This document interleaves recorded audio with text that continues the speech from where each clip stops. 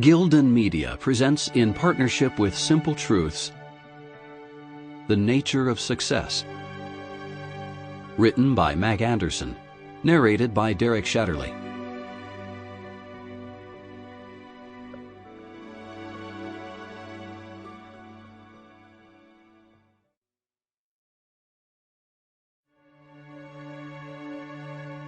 Behind me is infinite power. Before me is endless possibility. Around me is boundless opportunity. Why should I fear? Belief. Discover the power of belief. For more than 100 years, runners tried to break the 4-minute mile. It was considered the holy grail of track and field.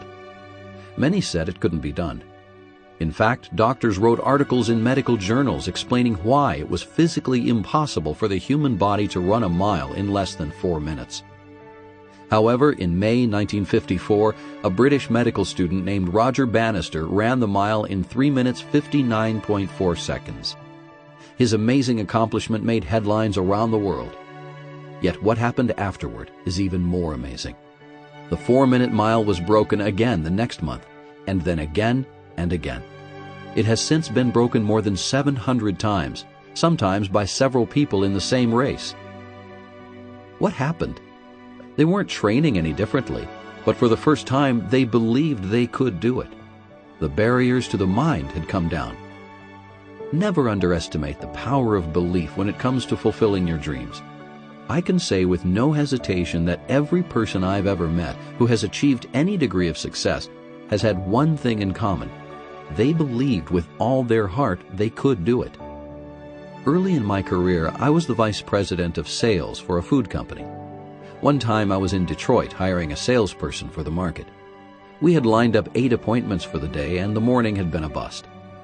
I looked up and my 1 o'clock appointment was standing at the door. He was a tall, good-looking guy, and I remember thinking, this could be the one. We talked for about 15 minutes, and I asked a question I always ask. What will you be doing 5 years from now? I'll never forget his answer. He said, Mr. Anderson, the way these appointments have been going, I might still be interviewing. Well, that wasn't exactly what I wanted to hear. We talked for a few more minutes, and I excused him.